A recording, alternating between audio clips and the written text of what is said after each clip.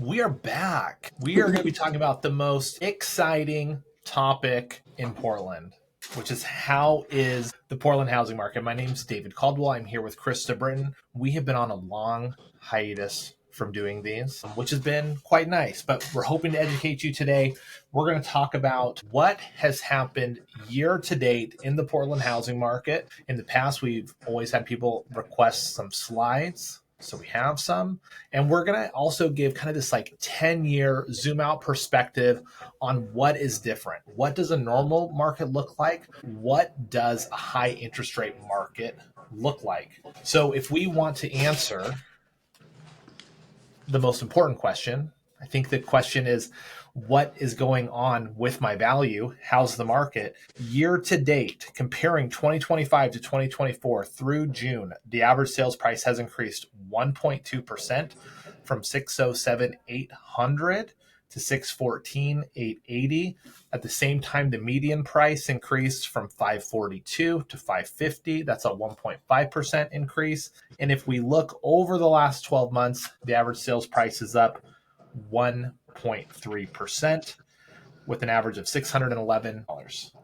So what would you say about pricing this year? What have you been seeing in terms of pricing in this market? So when it comes to pricing, right, you do have those sellers out there that still feel like, hey, I'm still very much in control. My house is great. It's worth X. Right. But what I have found with my sellers that come in and they sit and they listen and they actually look at the numbers with us and they're realistic with their values, their homes will sell. Now it's taking a little bit longer. You have to be patient. You have to play the game. But for my sellers who don't want to lower their price or don't want to take the advice, I still have people sitting who we listed in December because they are not adhering to what is actually happening in the market. So when it comes to pricing appropriately from the beginning is really, really important from day one. What do you see, David?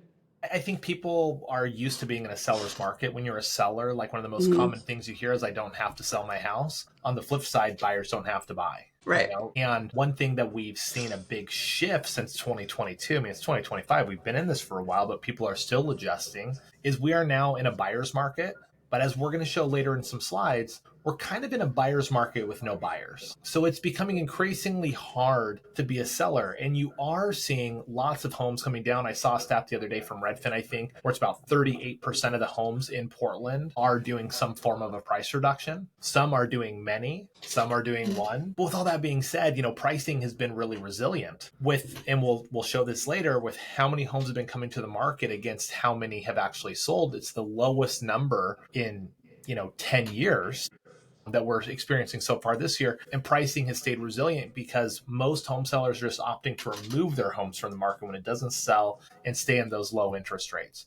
But let's get in to the charts, because I've always wanted to use charts on here. We never have. We got some good charts because I did a presentation on the market the other day, and it'll help explain what has been happening in the marketplace. Let's get those numbers. I want to see these numbers. That didn't work. Hold on. Kinda. Saw the initial, the front page. Did that work? Let's see. There we go. Okay. So what we're looking at here is housing affordability in the Portland metro area over the last 10 years. And this is a calculation from the National Association of Realtors. And essentially what it looks at is the median income of a household in the Portland metro area against the median home sales price at that time at the given average mortgage interest rate on a quarterly basis. And if we go back to 2015, we see massive affordability. Someone walks into a home or the median price home, not only can they afford it, they can afford 120% of the mortgage payment. They can afford 130% of the mortgage payment. They can afford 135% of the average mortgage payment, depending on where we were in this period. And during this period, that affordability really accelerated the average sales price in Portland. Well, now what are we seeing? That same family at the median income walks into the median price home, and they can only afford 87% of the average payment. Now, one of the things I did is I looked, right now, given where interest rates are today, looking at the average sales price home around $600,000, they can only afford 80% of that house. Now, we'll see how that impacted appreciation. We're also going to see how that's impacting the number of people that have the ability to buy, which is really important when you're a seller. So this is just kind of by era, right? 2015 to 2021 in the last 10 years, massive affordability, the median person, the median income household in our community, they could afford 113% of the mortgage payment. From 2022 to 2025, it is basically down around 85%. Now, you always hear people say, yeah, the market's expensive, the market's expensive. What I would say is that people cannot buy what they can't afford. You can't buy what you can't afford. And even if you can afford it, it's much more challenging and you have to be incentivized to want to buy. Now, this is what's happened with pricing in that same 10-year period. We can see from 2015, 22, where we had affordability, you saw a massive increase in home price.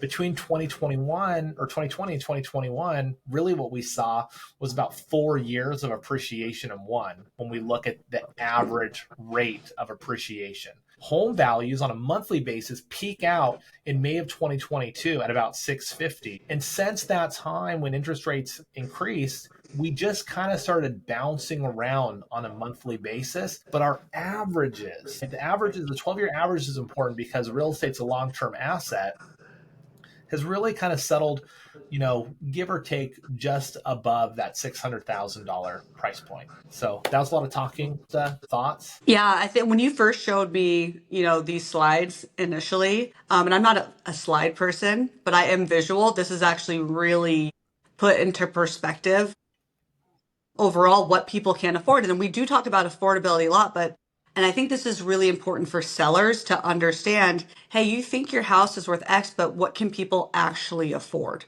And that's something you really have to keep in mind when you're pricing. And if you actually want to sell, what can people actually afford? Yeah, and I think a big thing that I like this chart for is, you can see, number one, how affordability impacts the marketplace. Mm-hmm. But what does it take to get us back to 100% level of affordability and or back to that surplus like we used to have? It's going to take interest rates lower than 6%. It's going to take interest rates probably lower than 5%, or it's going to take some home prices coming down. So, Right.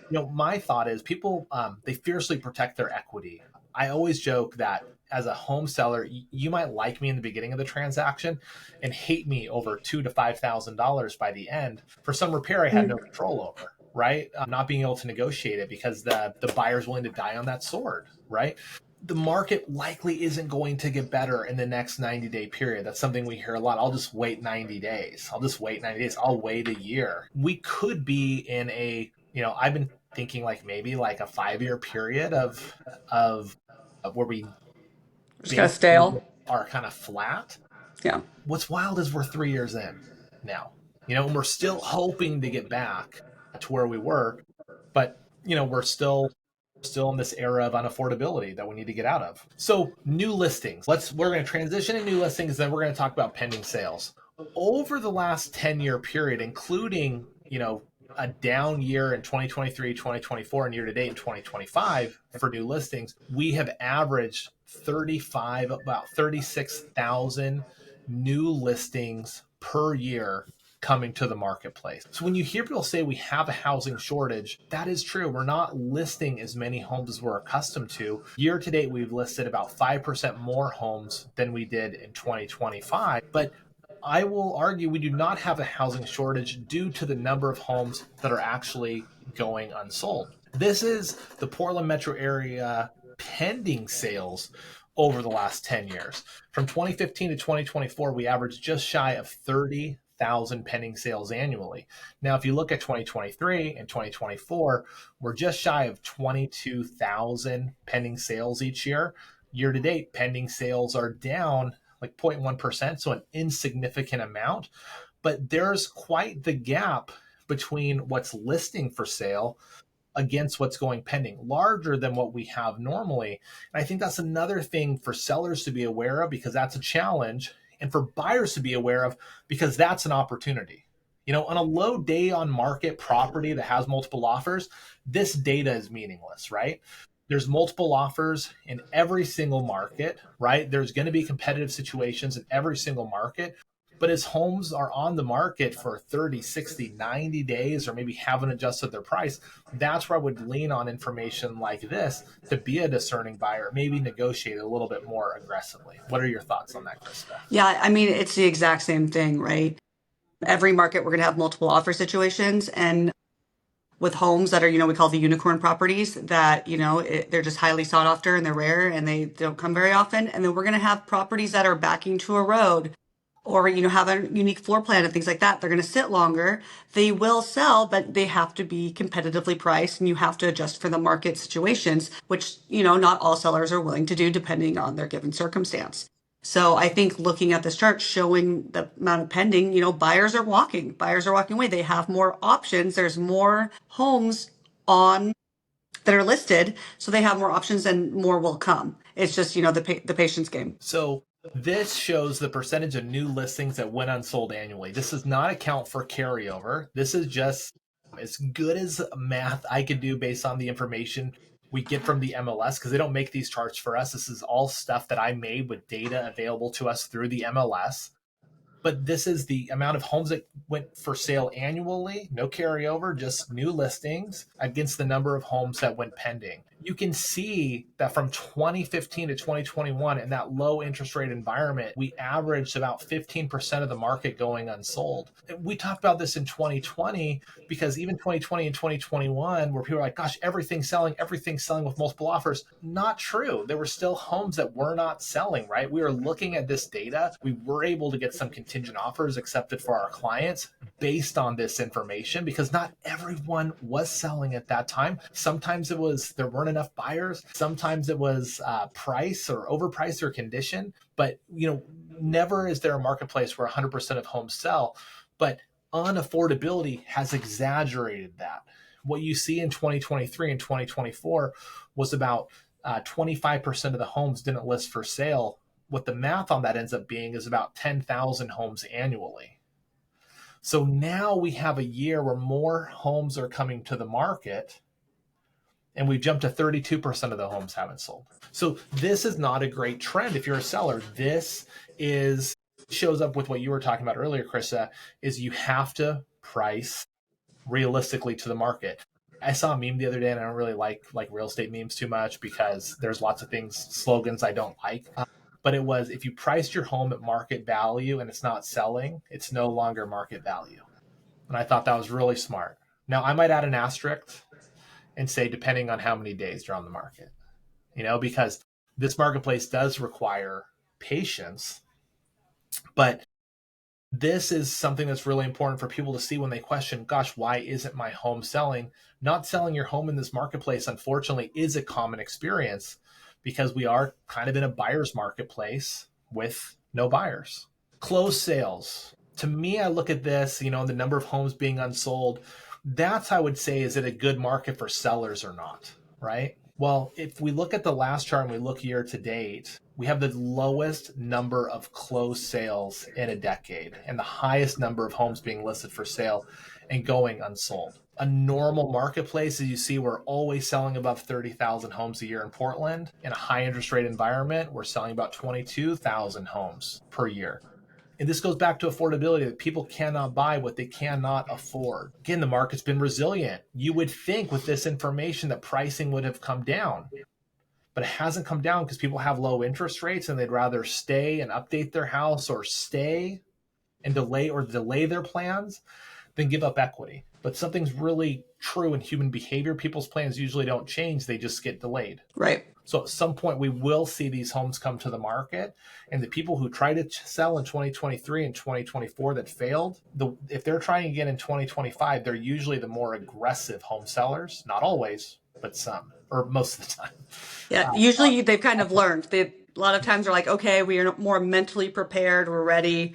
This is how our game's going to be. We know. Basically, you become more realistic if they come back to the market generally. And I think one thing that's really important if you're a seller and you're looking at this information, and it's, I heard someone the other day, like a realtor, because I presented this to a bunch of people, tell me it was doom and gloom. It's the truth. right? This is just hard data put into a graph that we can all visualize. And our industry suffers a little bit from toxic positivity. I'm a pragmatic optimist, right? I'd look at this and say, look at how much appreciation you made in the last 10 years if you've owned a home. Yeah. You are a winner, right? At some Yeah. point, you just move on with life and make your trade. But the trade is really important if you're a seller. If you're a buyer, hey, it's hard too because interest rates are a little bit above 6.5%. They were just at 7%, so them moving is good news. But the difference on a $600,000 mortgage between 7% and 6.5% is $2,000 a year. It's not very meaningful. If I told you, hey, I can get you $2,000 off any house in the marketplace today, you'd just think I was probably a loser. Like you would not be very, very excited about that proposition. Well, I would say too, one of the things that resale homes are really having to compete with right now is new construction, right? Because new construction is coming out right now and they're offering all these crazy incentives. So they're offering maybe closing costs, they're giving you maybe a lower interest rate. There's all these things. And so what's really difficult, I think, is if you've bought in the last year or two, maybe in one of those new development neighborhoods, and they're still selling in there, that has become very troublesome for sellers, right? That Yeah, you just well, can't compete. there's lots of articles where the builders have realized that instead of reducing their price, buying someone's rate down makes Hmm. more sense. And it does usually make more sense for said buyer as long as they can afford the price when it becomes higher. Because, $10,000 off in a price reduction is pretty meaningless, but $10,000 in a rate buy down might save you close to Yeah. $1,000 a month. But you got to be careful because not all the sellers or not all the builders, they're not just rate buy downs. They are offering lower interest rates and they're not Yeah, permanent, arms. They're permanent, not permanent. arms. They are fixed interest rates as low as Yeah. 5%, if not lower. Depending on the builder, depending on the house. If they really want to move a certain house, I've had them come and offer my clients 4.5% because there's a house they really want to move. So those are things too that I've been telling buyers like, hey, if you really want to get into something like this, then you might just need to be looking at new construction because that might be where the savings are for you at this time. Yeah, for sure. So let's move on to some like pricing. I just like this chart. It's 2022 through 2025. It shows pricing on a monthly basis, the average sales price those respective months. So a lot of agents might go, gosh, between January and today, the average sales price has gone up X. We always zoom out and give a 12-month perspective because it shows that long-term asset because we're always in this bell curve. Saying for 6 months, we could say values have been going up, and then the second half of the year, we'd have to say values are going down versus looking at it as a rolling 12-month. Hey, why is there a higher average sales price in Q2 and Q3? That's when the larger homes are selling. So pretty easy. We'll get this going, Krista, so you don't have the blinds in your face. So this is active listing inventory. This is a new amount of information the MLS has given us. This shows how many active homes were available any respective month to purchase. Green is 2023, blue is 2024, red is 2025. What you see is this big increase in inventory, more options for buyers, something that we've been talking about for a couple years that we've been seeing. For sellers, more competition. Now, this next graph, it shows pending sales for 2024 and what that looked like. And it's pretty similar to today because pending sales year to date are only down 0.1%. But what you can see from that trend line of where people are buying to where active inventory is, it is mounting. And what I would suggest is that this summer, or it's the end of summer, going into Q3 and Q4, we are going to see many people remove their homes from their market and or adjust their price.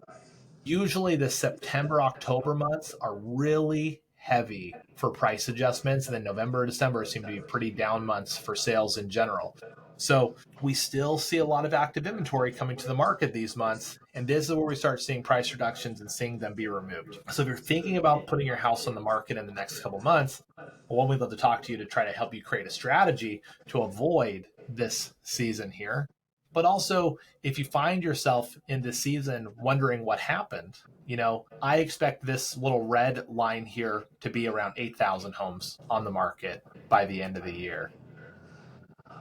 So stay tuned and we'll talk about that. So Krista, let's just do like what advice would you give to a buyer? What advice would you give to a seller going in to the second half of the year? And then we'll wrap this thing up. So, for buyers, one of the things is just make sure, the first thing you're doing is you're going in and you're talking to a mortgage broker and you're getting pre-approved. You're kind of looking at that. And then I would also say, so that way you kind of have an idea of what your monthly payment, things like that. It's kind of same generic advice. But that's also helpful too if you're looking at new construction, maybe there, you want to check that out and you can kind of have a good comparison of what your price, about what your monthly payment would be with a resale home versus maybe new construction where maybe you have the opportunity to get a different rate, right? So that's just something in consideration. Also, you don't need to be in a rush as a buyer, depending on your situation, right? The right home will come. I know I have a lot of buyers who are antsy and they're anxious and they've got a certain property they want to come on. They're like, there's no listings. I'm like, well, there's a lot of listings, but there's not just the right listing for you yet. But what's the rush, right? Until that one comes along. For sellers, it's, you really need to come in with being,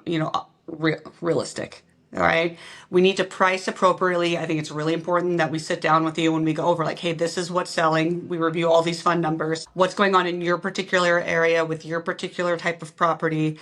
Certain price points aren't selling as fast as other price points. Some are harder to get to. Some we're seeing more cash sales than others. It's all of those numbers that we want to go over with you to have a good plan and really prepping your home. That's the other component you have to remember. A buyer's coming in and they don't have the extra money to come fix up the homes. They don't have time to do the remodels. So having your house basically more of a turnover, just move in ready is important. And what does that look like, right? So, and that's something that we can help and guide you with as well. What do you think, David? Yeah, I mean, what I would tell buyers is understand the market you're buying in and act appropriate to that market. In the beginning of the year, I had some clients who wanted to buy a condo in the Pearl, and they're so excited to buy in the Pearl, and they should be. They bought an amazing place, and we got an insane deal on it. But we got an insane deal because we knew the marketplace and we knew we can act kind of in a insane, almost in a felt inappropriate manner in the way we negotiated because we knew there were not going to be many sales. So let's